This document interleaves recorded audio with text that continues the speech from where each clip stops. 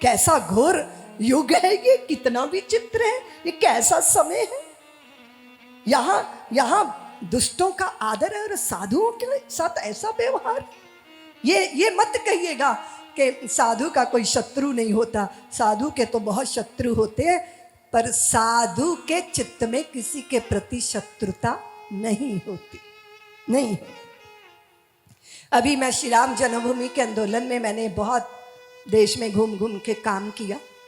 हिंदू समाज तो बड़ी सोई हुई जाति है, ये तो कुंभकर्ण जैसी जाति है, इसको जगाना कोई आसान थोड़ी है। और जगाने के लिए 12 साल लगा दिए हम लोगों ने, पूरे देश में घूमते फिरते थे। अरे भैया, हमारे राम लल्ला टाट में बैठे हैं, उनका भव्य मंदिर बनना चाहिए। आप अपने बाथरूम तो लाखों रुपए के बना लेते हो और आपके आराध्य ऐसी दुर्दशा में बैठे हैं। तो इसलिए पूरे गली गली गांव गांव हम लोग घूमे, राम जी करा रहे हैं, राम जी का काम है, राम जी के काम में काहे का विराम है, जिंदा रहे तो जग जीवन ललाम है, मर भी गए तो रहने को स्वर्ग धाम है, हमको तो काम बस राम जी के काम से, राम जी का मंदिर बनेगा धूमधाम से। यही तो वो नारा था। और हम जानते थे कि हिंदू समाज जो है इसको जोड़ना है तो फिर जातियों के अहंकारों से बाहर लाना पड़ेगा। हिंदू जाति की तो वो हालत है जैसे वो एक पहलवान था, बड़ी दंड बैठ के लगाता था, पेड़ को पकड़ के झटका मारता था, पेड़ नीचे झुक जाता था, उसकी डालियां नीचे धरती को चूमने लग जाती थीं।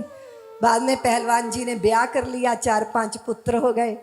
और एक दिन पुराने दिन याद आए तो चले गए खेतों में, पेड़ पकड़ के जैसे ही झटका मारा और पेड़ की डाल तो झुकी नहीं, पहलवान जी ऊपर ही लटके रह गए। बड़े दुखी घर वापिस आए। पत्नी ने कहा, क्या बात है, किसी से कहा सुनी हो गई, कुछ जेब वेब कट गई, क्यों इतने दुखी हो? अरे बोले तू बात मत कर, तेरे चक्कर में पड़ के मेरा सत्यानाश हुआ है। बोले जब कुआरा था तो पेड़ की डाल झुका देता था, अभी ऊपर ही लटका रह गया। पत्नी बोली अकेले क्यों गए, अपने 4-5 हट्टे कट्टे जवान पुत्रों को लेके जाओ ना। अब पहलवान अपने पुत्रों को लेके चले। खेत में जैसे ही पेड़ को पकड़ के झटका मारा तो डाल नहीं, पूरा पेड़ झुक के जमीन चूमने लगा। तो पत्नी कहती है, पहलवान जी आपकी ताकत कहीं चली नहीं गई, आपके 4-5 पुत्रों में बट गई थी। और इसी तरह हिंदू जाति की भी ताकत कहीं चली नहीं गई है, पार्टियों और जातियों और भाषा और प्रांतों की राजनीति में बट गई है, मुट्ठी की तरह बंद हो गए। तो आज भी दिशाओं को झुकाने की सामर्थ्य आप में है। झुकाइए दिशाओं को, अपनी दिशा में ले जाइए। और याद रखना हिंदू जाति के बंधुओं, हालातों के सांचे में नहीं ढला जाता, हालातों को अपनी तरह पैदा किया जाता है। और स्वर्ग जाने के लिए कर्म नहीं किए जाते, धरती पर स्वर्ग उतारने का पुरुषार्थ किया जाता है। इसलिए वो जरूरी था, वो होना जरूरी था। इसमें हमारा कोई दोष है? बताओ, ये काम हमने किया। अभी आप लोगों ने देखा कि जब हम अमेरिका गए और फिर इंग्लैंड में कितना बवाल मचा, टीवी पे देखा होगा, साध्वी रितंबरा नहीं चाहिए यहाँ, साध्वी रितंबरा नहीं चाहिए।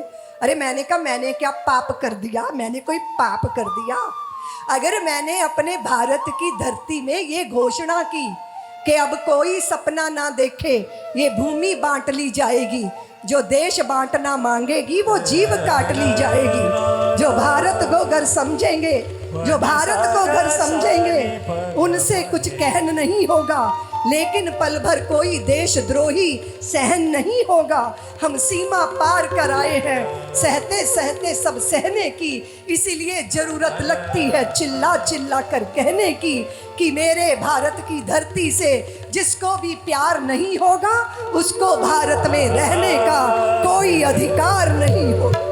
जिस मिट्टी का अन्न जल पाके बड़े हुए हो उसी को कोसते हो, उसी को गाली देते हो, उसी के टुकड़े टुकड़े के दुःस्वप्न लेते हो, और हम इसको चुपचाप सहन कर ले। और अगर इसके बारे में हम बोलते हैं तो हम अपराधी हो गए। तो मेरे पास एक पत्रकार आया, बोले दीदी माँ आपको नहीं पता आपसे दुनिया कितनी नफरत करती है। मैंने कहा करती होगी दुनिया मुझसे नफरत, पर मैं किसी से नफरत नहीं करती। हाँ, मैं भारत भूमि को प्यार करती हूँ और अपनी भूमि का उत्कर्ष मैं जानती हूँ कि सनातनी जितने मजबूत होंगे भारत भी उतना ही मजबूत होगा। इसलिए धर्म की जय जयकार। हमने तो कभी किसी के प्रति द्वेष नहीं रखा। यहाँ निर्भय होकर सबने अपनी पूजा, अपनी आराधना की। क्या हमने विरोध किया? यहाँ शक आए, हून आए, पारसी आए, मुगल आए, अंग्रेज आए, गुलामों की गुलामी तक हमने कर ली, लेकिन कभी अपनी आत्मा पे किसी का राज नहीं होने दिया। हम संतों ने कहा, संतन को कहा, सीकरी सो काम, आवत जात पनहिया टूटत बिसर जात हरि नाम। बादशाहों के दरबार में तानसेन तो गए, पर हरिदास नहीं गए, तुलसीदास नहीं गए। उन्होंने कहा, हम चाकर रघुवीर के पटो पड़ो दरबार, तुलसी कहा होएंगे अब नर के मन सबदार। और अगर तुम सोचते हो कि हम डरने वाले लोग हैं, हम डरना जानते ही नहीं। यह तो बतलाओ कौन यहाँ है जिसे प्राणों से प्यार नहीं है, मगर जगत में जुड़ा शुरू से मित्र कहाँ संघार नहीं है। मृत्यु क्या है, वस्त्र बदलना, कुछ पल का विश्राम साथियों। जीवन एक अखंड पर्व है, साधारण त्योहार नहीं है। जीना सबसे बड़ी कला है, लेकिन ये एक अटल सत्य है कि मरने से डरने वाले को जीने का अधिकार नहीं। हम तो मृत्यु का महोत्सव करना जानते हैं, सुख दुख की झूठी चाह नहीं। अब जीवन मरण स्वप्न सा। हमें तमगे नहीं चाहिए, हमें पुरस्कार नहीं चाहिए, हमें अपनी भारत भूमि का उत्कर्ष चाहिए। हमें अयोध्या में भव्य राम मंदिर चाहिए, हमें काशी में बाबा विश्वनाथ की जय जयकार चाहिए, हमें महालोक में महाकाल भगवान की जय जयकार चाहिए, हमें धरती पर यज्ञों के आयोजन चाहिए, हमारे बच्चे संस्कारों से सींचे जाएं। घर घर तुलसी ठाकुर सेवा, भोजन दूध दही को, माई माने लागे वृंदावन नीको। और जब तक पूरा भारत वृंदावन नहीं बन जाता, तब तक हमारी यात्रा निश इसी तरह अबाध गति से प्रवाहित होती है। और किसी भी नदी को जब रोकने का प्रयत्न होता है तो वो रुकती नहीं है, बड़ी सी बड़ी चट्टान से ठोकर खाती है और वेगवती होकर आगे बढ़ जाती है। हम पोखर और तालाब नहीं है, हम सनातन का प्रवाह है। और ये रितंभरा नहीं बोल रही, ये सनातन बोल रहा है और सनातन ही सुन रहा है। और सनातन ने सदैव कहा है, विश्व का कल्याण हो, प्राणियों में सद्भावना हो, धर्म की जय हो, अधर्म का नाश हो। ये सनातन की घोषणा है। इसलिए जब सनातनी होगा तो नन्ही सी चींटी की जान की भी कीमत होगी। ब्रह्मा जी और चींटी पर्यंत हम एक ही ब्रह्म का दर्शन करने वाले लोग हैं। ततीक्षवा कारुणिका सुहृदया सर्वदेही नाम, अजात शत्रवः शांतः साधवा साधु भूषण। चलो, देवहूति धन्य हो गई। कपिल जैसा पुत्र मिल जाए तो फिर तो धन्यता आएगी ही ना। और बहुत अद्भुत प्रसंग आगे चलकर सती का आया। देखो, अगर आप बड़े बड़े कार्य करो और आपको लगे मैं करता हूं, तो आपको अहंकार आई जाएगा।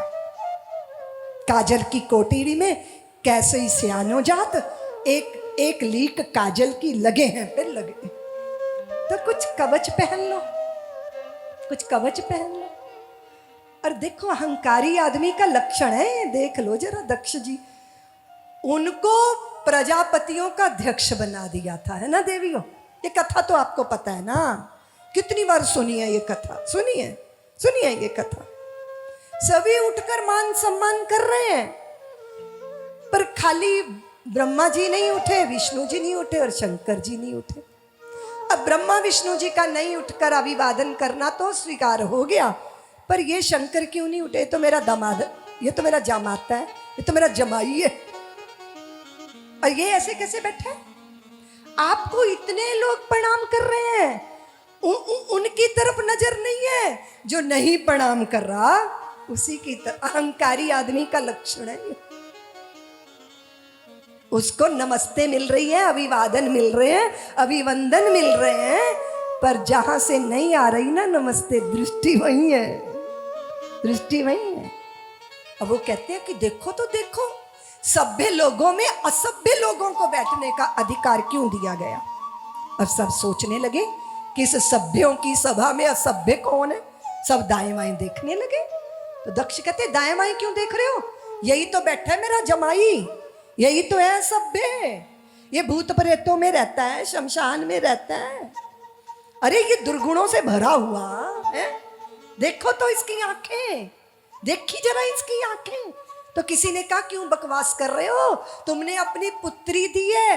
अरे बोले हाँ यही तो पछता रहा हूं कि मैंने मृग नयनी अपनी पुत्री इस मरकट आंखों वाले को क्यों दे दी। हजारों गालियां दी है जी उसने, हजारों। और अपने स्वामी का अपमान भला कैसे भक्त सहन करते। शिवगणों को गुस्सा आ गया।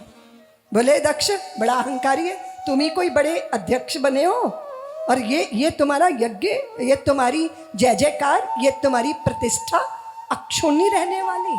अरे जैसे वो बोले तो दक्ष के चेले खड़े हो गए। अरे ए शिव के गणों, पखंडी हो तुम, पखंडी हो तुम, अडंबरी हो, तुम्हें शाप है हमारा। और फिर वो गणों ने शाप दे दिया। अब उनका अपमान हो रहा था तो भृगु अपनी दाढ़ी पे हाथ फेरने लगे। तो शिव के गण बोले ए भृगु, दाढ़ी पे बड़े हाथ फेर रहे हो ना, ये उखाड़ दी जाएगी। शापा शापी हो गई। भगवान सोचे हे भगवान, ये अभिनंदन समारोह है या श्राप देने की सभा है, यहाँ से चुपचाप उठ के चल देना चाहिए इस बवाल से। कभी कभी ऐसा भी होता है, जब बवाल ज़्यादा बढ़ जाए ना तो चुपचाप सरक जाना चाहिए। भगवान वहाँ से चल दिए तो उनके गण भी चल दिए और ये दंश दक्ष के दिल में है। और फिर शंकर भगवान का अपमान विशेष रूप से करने के लिए यज्ञ का आयोजन। बताइए जरा, बताइए जरा। कर्म तो अच्छा पर इरादा अच्छा नहीं है इरादा अच्छा? बोलो ना, कुछ तुम भी तो बोलो ना भैया। दो बातें होती हैं, एक होती है प्रतिष्ठा और एक होती है प्रसन्नता। आई बात समझ में? प्रतिष्ठा तो अच्छे अच्छे काम करोगे तो शक्ति वाले कहेंगे वाह वाह क्या बात है, क्या बात है, आप तो बड़े धर्मात्मा, आप तो बड़े अच्छे हो, ये प्रतिष्ठा मिल गई आपको। आपके सदकर्मों को देख के प्रतिष्ठा मिली है। आप प्रतिष्ठित तो हो पर आप प्रसन्न नहीं हो। मैंने बड़े बड़े प्रतिष्ठों को देखा, अंदर सूनापन है, अंदर झंझावात है, अंदर विष भरा है, अंदर नैराश्य है, अंदर निराशा है, दिल खोल के हंस नहीं पाते हैं, अंदर से हंसी नहीं आती। बड़े प्रतिष्ठित हैं, बड़ी जय जयकार है, जहां भी जाते हैं पुष्पमालाओं से स्वागत है, भीड़ उमड़ गुमड़ के पहुंच जाती है, पर अंदर सूखा पड़ा है। प्रतिष्ठा तो है पर प्रसन्नता नहीं है। प्रतिष्ठा सदकर्मों से आती है और प्रसन्नता सच्चे इरादों से आती है। अगर आपके हृदय के भाव अच्छे हैं ना तब प्रसन्नता आएगी ना। यज्ञ तो कर रहा है पर पड़ोसी का नाश करने के लिए यज्ञ कर रहा है। कर्म अच्छा है पर इरादा अच्छा। और गांव के कुएं में कुतिया गिर गई और मर गई, सड़ गई, बदबू देने लगी। सबने कहा भैया कुआं कैसे साफ होगा? तो बोले इसमें गंगा जल डालो, गुलाब जल डालो, कन्या भोज करवाओ, कथा कीर्तन करवाओ, फिर कुआं पवित्र होगा। गांव वालों ने चंदा किया, सब कुछ हुआ, पर कुएं से बदबू आना बंद नहीं हुई। तो सबने पंडितों को कोसना शुरू कर दिया कि इतने पैसे खर्चवा दिए, कुआं की दशा वैसी की वैसी। पंडितों के पास गए, पंडितों ने कहा कि गंगा जल गुलाब जल, हाँ भर भर के घड़े कुएं में उंडेल दिए। अरे कुएं से कुतिया बाहर निकाली कि नहीं? बोले कुतिया तो कुएं में ही है, गंगा जल बहुत डाला, गुलाब जल बहुत डाला। तो पंडित बोले मूर्खो, गंगा जल गुलाब जल सार्थक नहीं होंगे जब तक कुएं में कुतिया पड़ी सड़ती रहेगी, पहले उसे तो निकालो। तो हृदय के कुएं में अहंकार का कुत्ता सड़ रहा है, 1000 गंगा जल और गुलाब जल उंडेलो, कुछ होने वाला नहीं है। न जाने कितने व्रत उपवास, कुछ होने वाला नहीं है। क्योंकि व्रत उपवास वाले भी अहंकारी हो जाते हैं। जो चाय नहीं ना पीते, वो चाय पीने वालों का नाक में दम किए रहते, हम तो भैया 14 साल से चाय नहीं पी। अरे भैया चाय छोड़ी है, कोई जान तो नहीं छोड़ दिया। ये सात्विक अहंकार है, बड़ा खतरनाक है। मुझे तो कभी कभी ना अहंकारी साधु से शराब भी अच्छा लगता है। बुरा नहीं मानना, बुरा नहीं मानना, और मान भी जाओ तो मेरा क्या बिगाड़ लोगे। जिस आदमी के जीवन में छोटी मोटी कोई दूषण होता है ना, उसमें विनम्रता होती है कि हाय हाय मुझ में ये दुर्गुण है, मुझे ये निकालना है। जो सद्गुण अपना भंडार बना बैठा है ना, उसे अपने सद्गुणों का सात्विक अहंकार होता है, और सात्विक अहंकार बहुत खतरनाक होता है, उसका टूटना बहुत मुश्किल होता है। आपको अटपटी लग रही है ये बात? नहीं, अटपटी नहीं है, ये बहुत सीधी सीधी बात है। संग्रह करने वाला तो अहंकारी होता ही है, त्यागने वाला और ज्यादा अहंकारी हो जाता है। और ये सात्विक अभिमान अगर हमारे पास है तो हमारा सुकृत सुफल नहीं हो सकता। और यही कथा है, दक्ष वाली कथा यही कथा है। और आप जानते हो सती ने योग अग्नि से अपने शरीर का जो है वो कि शिवद्रोही की पुत्री नहीं कहलाना। और जब लौट के कहूंगी ना, आऊंगी शिव के पास और वो कहेंगे दक्ष पुत्री, तो मेरे चित्त में पीड़ा होगी, मुझे इस शरीर को ही नहीं रखना। और वही पार्वती बनकर आई थी और उन्होंने भगवान ने उनका वर्ण कर लिया था। बहुत प्यारी बोध कथा है ये। जब हम आराध्यों की आराधना करते हैं ना, तो उनका स्वभाव हम में आना चाहिए।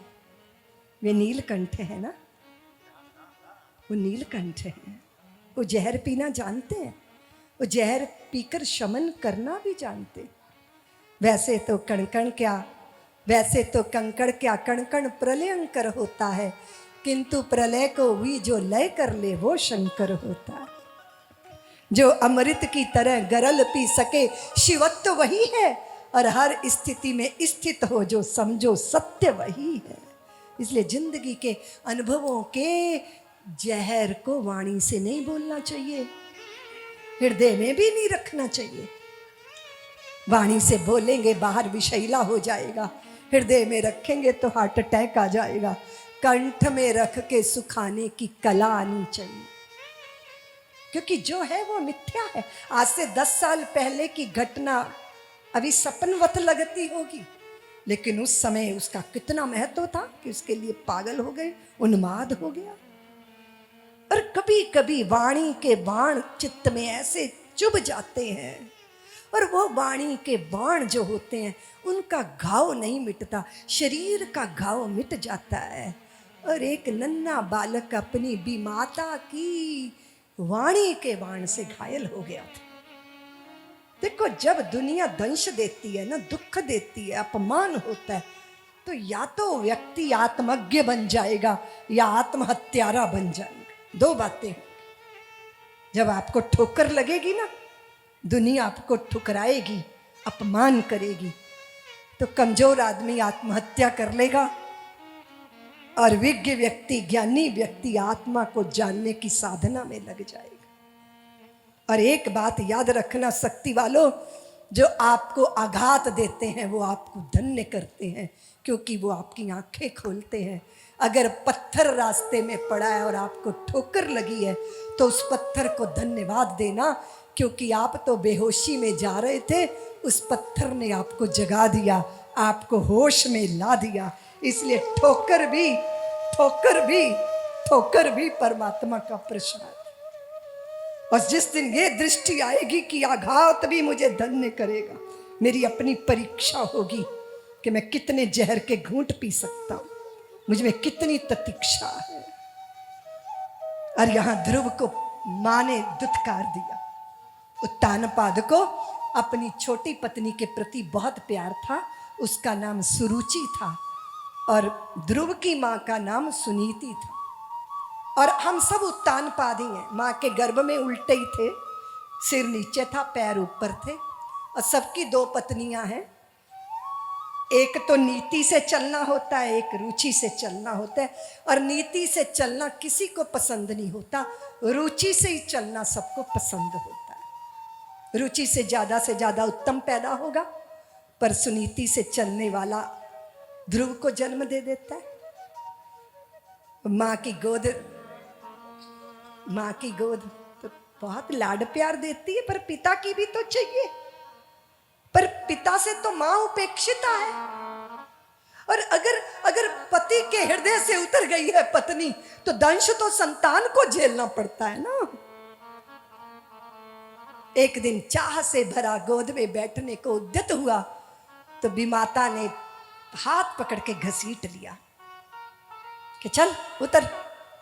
बढ़ाया गोद में बैठने वाला, जाके तप करके दोबारा जन्म ले मेरी कोख से,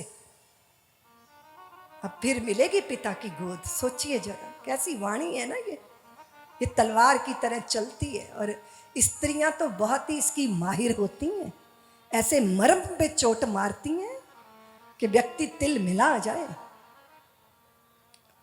अब वो बेचारा चरवाहा था कि लकड़हारा था, अब लकड़ियां बीन बीन के अपने भाग्य को कोस रहा है। तो एक मृगराज, एक केहरी, एक सिंह, एक शेर, उनको दया आ गई। वो कहते हैं तू ना यहाँ खोद, तू क्या लकड़ी काट रहा है, यहाँ खोद, यहाँ खजाना है, सारा मत ले जाना, थोड़ा थोड़ा ले जाना। अब उसने खोद के खजाना पा लिया, थोड़ा थोड़ा ले जाता है और मालो माल हो गया।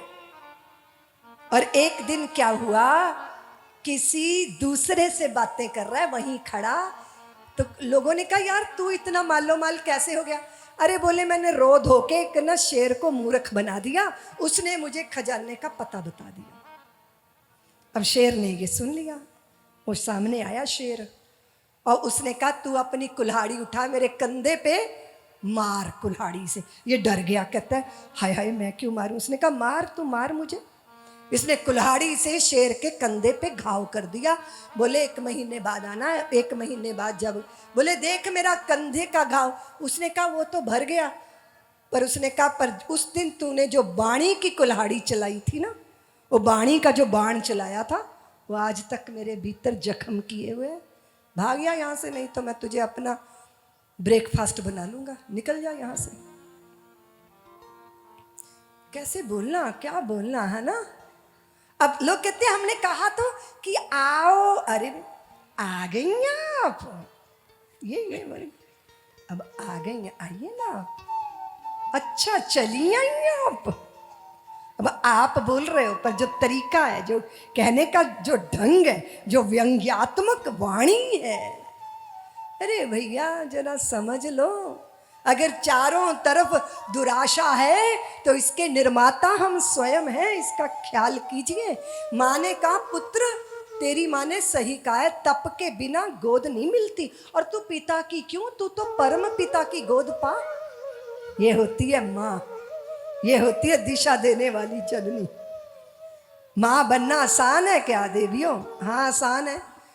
एक वो जो पशु पक्षी माँ बनते हैं, कैसे सभी माँ बन जाते हैं। जैविक माँ बनना आसान है, पर ऐसी जागृत माँ बनना, सिद्धोषी बुद्धोषी निरंजनोषी संसार माया परवर्जितोषी संसार स्वप्नम त्यज मोह निद्रा मंदालसा वाक्य मुवाच पुत्र ज्ञान के लिए चल, ज्ञान के लिए। अरे पुत्र ध्रुव ज्ञान के लिए अग्रसर हुआ, भगवान के लिए अग्रसर हुआ, तप किया, ऐसा तप किया, भगवान शंख चक्र गदा पद्म धारण करके प्रकट हो गए ध्रुव के सामने, और शंख से गाल छू लिया और ध्रुव की वाणी, भगवान की स्तुति, भगवान प्रकट हो गए। भगवान प्रकट हो जाते हैं, भगवान दर्शन देने आए, नहीं नहीं भगवान दर्शन करने आए। तो एक बार देवऋषि नारद को किसी भक्त ने पूछा कि देवऋषि भगवान से पूछना मुझे कब दर्शन देंगे। भगवान ने कहा वो जिस वृक्ष के नीचे बैठा ना, तो वो तो इमली का वृक्ष है। बोले इमली के वृक्ष में जितने पत्ते हैं ना, उतने जन्म वो मुझे आराधेगा, मुझे पुकारेगा, तब मैं आऊंगा, मैं ऐसे नहीं रीझता। उसने आके बता दिया कि भैया भगवान ने तो ये कहा। इसने सुना, उठ के नाचने लगा। बोले वाह, प्रभु ने कहा कि वो मुझे दर्शन दे। अरे बोले मूर्ख देख तो ले, इस पेड़ के पत्ते गिने नहीं जा सकते, इतने जन्म लेने पड़ेंगे। उसने कहा छोड़ो ना देवऋषि नारद, उन्होंने कहा ना कि वो दर्शन देंगे, बस वह आनंद में डूब गया। अब इतना होना था कि शंख चक्र गदा पद्म धारण किए नारायण प्रकट हो गए और मंद मंद मुस्कुराने लगे। तो देवऋषि नारद भगवान के कान में कहते हैं, प्रभु यही हेरा फेरी करनी थी तो हमसे क्यों झूठ बुलवाया? आप तो कह रहे थे इतने जन्म ये तप कर। तो भगवान ने कहा, देखो देखो देवऋषि, उसको मेरी लंबी अवधि का ख्याल नहीं है, मेरी दी स्वीकृति का ख्याल है। इस अनूठे भक्त को मैं दर्शन देने नहीं आया, मैं इसके दर्शन करने आया हूं, जिसको इतनी लंबी अवधि का भी ख्याल नहीं। आपके आसपास आनंद थिरकेगा अगर ऐसी दृष्टि है। आपको आनंद को निमंत्रण नहीं देना पड़ेगा, आनंद आपके आंगन का श्रृंगार बन जाएगा, परमानंद। इसलिए बहुत बुरी से बुरी परिस्थितियां आए तो भी हर हालात के बीच में कुछ अच्छा तलाश लेना। भगवान ने कहा, ध्रुव जाओ, आप जाओ, आपकी राजधानी आपका प्रतीक्षा कर रही है। बहुत सुंदर झांकी है। नारायण भगवान आए, ध्रुव आए। हरि नाम प्यारा है, हरि नाम। ओम नमो नारायण, ओम नमो नारायण, ओम नमो नारायण। बोले नारायण भगवान की। जय हो नारायण। हरि ओम नमो नारायण। हरि ओम नमो नारायण। ओम नमो नारायण। हरि ओम नमो नारायण। हरि ओम नमो नारायण। हरि ओम नमो नारायण। ओम नमो नारायण। हरि ओम नमो नारायण। हरि ओम नमो बोले नारायण। नारायण भगवान की। जय। भगवान के दर्शन करके ध्रुव आनंदित हुए। भगवान ने कहा, जाओ वत्स, आपकी राजधानी आपकी प्रतीक्षा कर रही है। भगवान के दर्शन करके जीत कर अपने मन को, अपने समग्र को, ध्रुव जब अपनी राजधानी लौटे तो देव ऋषि नारद ने समाचार दिया, उत्तानपाद ने सीमा पर आके अपने पुत्र का स्वागत किया। और ध्रुव ने देखते ही अपनी भी माता, अपनी सुरुचि माँ के पैरों में माथा रख दिया। माँ, तेरी वाणी के बाण ना चले होते तो मैं भगवान की शरण में ना जाता, तेरी ठोकर ने मुझे ठिकाने पर पहुंचा दिया। क्या हुआ? ठोकर भी कभी कभी ठिकाना दे देती है। ऐसा अद्भुत दृश्य भगवान की आराधना करने के लिए, अर्चना करने के लिए हमारे परम भागवत श्री प्रेमचंद अग्रवाल जी, हमारे बहुत ही प्यारे आचार्य जी राम लखन जी, पूजा हो रही है, अर्चना हो रही है। नारायण भगवान की कृपा, स्मित हास्य प्यारे ध्रुव, इस झांकी को हृदय में बसा लो शक्ति वालों। बहुत सुंदर, अद्भुत है। ओम नमो नारायण। ओम नमो नारायण। हरि ओम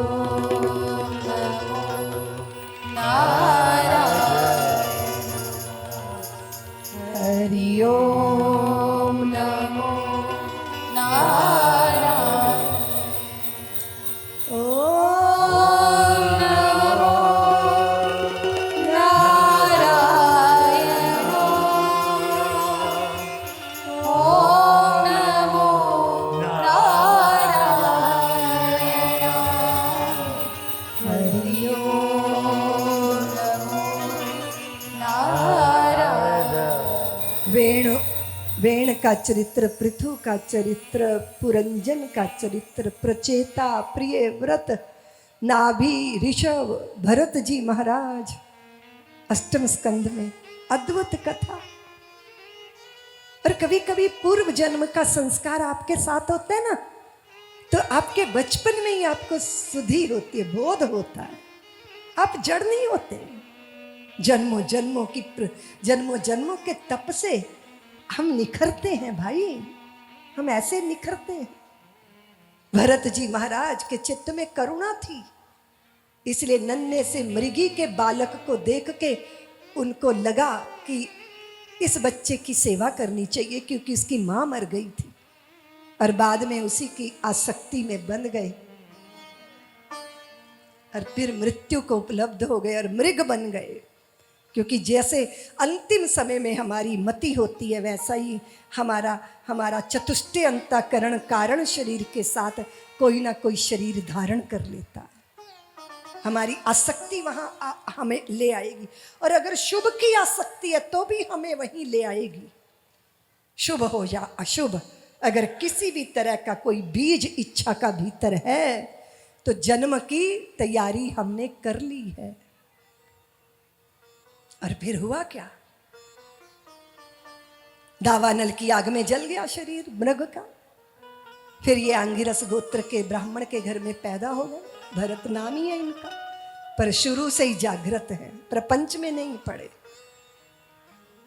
उनको किसी की चीज के लिए कोई आवश्यकता नहीं, और उन्हीं को नहीं, हम सबको। जो अमृत है वो हमारे भीतर ही भरा है। चेतना का अमृत हमारे भीतर है। जीवन धीरे धीरे शनै शनै शनै मृत्यु की तरफ अग्रसर हो रहा है। हम बचा लेंगे क्या अपनी जवानी को? बचा लेंगे क्या? तो उसे तो जान ले जिसके जानने बाद संसार में कुछ भी जानना शेष नहीं रह जाता। उसे तो पाले जिसके पाने के बाद संसार में कुछ पाना शेष नहीं रह जाता। भरत जी महाराज ऐसे ही थे। भाइयों ने घर से निकाल दिया, खेतों में ही बैठ के जरा कुछ काम कर लो। तो मचान पे बैठे रहते, चिड़िया खेत चुगती, तो वो कहते राम जी की चिड़िया, राम जी का खेत, खाओ चिड़िया भर भर पेट, हमारे बाप का क्या बिगड़। ऐसे मस्त 40 वसंत बीत गए जीवन के, निकाल दिया मार मार के। देखो साधु को मान की मालाएं मिले या अपमान की गालियां, कुछ फर्क नहीं पड़ता। साधु को कोई फर्क नहीं पड़ता। भीलों ने बलि चढ़ानी थी तो इन्हीं को पकड़ के लगा दिया, पर भगवती अपने पुत्रों की बलि नहीं लेती, अपने पुत्रों पर बलि हो जाया करती है। ज्ञानी पुत्र की बलि कैसे? वहां से मुक्त हुए तो राजा रहुगन की पालकी कंधे पे उठाई, और जिसकी पालकी उठाई है वो अज्ञानी ना रह जाए, इसलिए रहुगन को आत्मज्ञान दिया। आत्मज्ञान, आपका तन मिट्टी में मिलेगा, आपका मन डामाडोल होगा, पर जो आत्मा है वो अचल है, वो अपार है। मेरे गुरु भाई स्वामी जितात्मानंद जी ने एक बहुत सुंदर गीत लिखा है, भजन, पूरा ज्ञान उस भजन में है। तन डोले मेरा, मास्टर जी, मास्टर जी, मास्टर जी। तन डोले तेरा मन डोले, पर आत्म अचल अपार रे। थोड़ भरम की गागरिया, तन डोले तेरा मन डोले, पर आत्म अचल अपार रे। थोड़ भरम की गागरिया।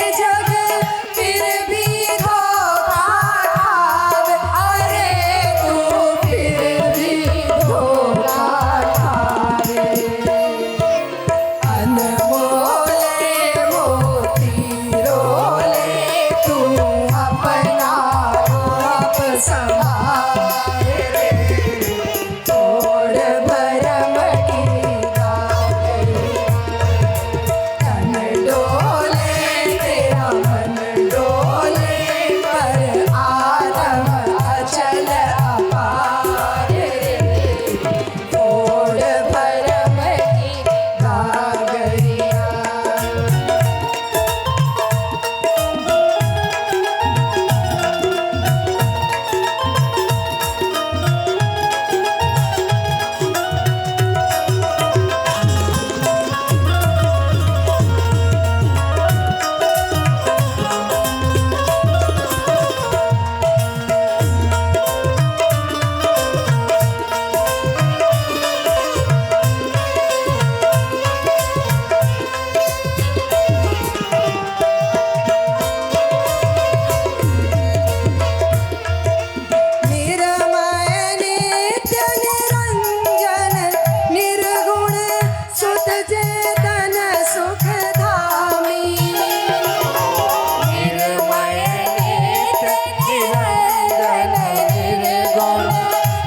चेतन सुखधामी।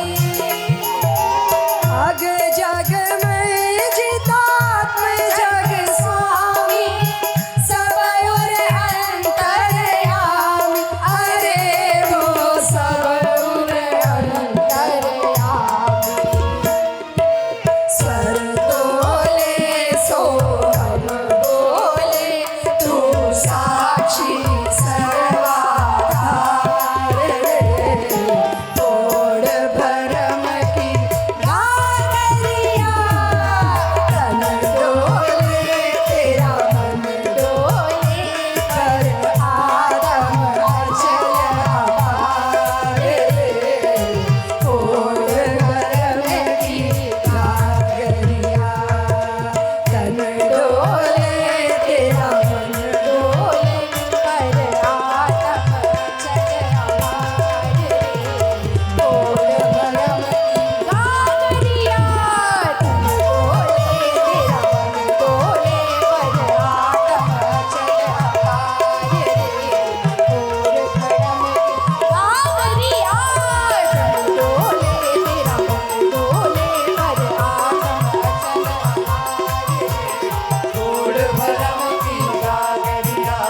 बोलिए सतगुरुदेव भगवान की जय। मरण धर्मा के बीच अविनाशी का दर्शन करवाने वाले भरत जी महाराज के चरणों में हम प्रणत प्रणाम करते हैं।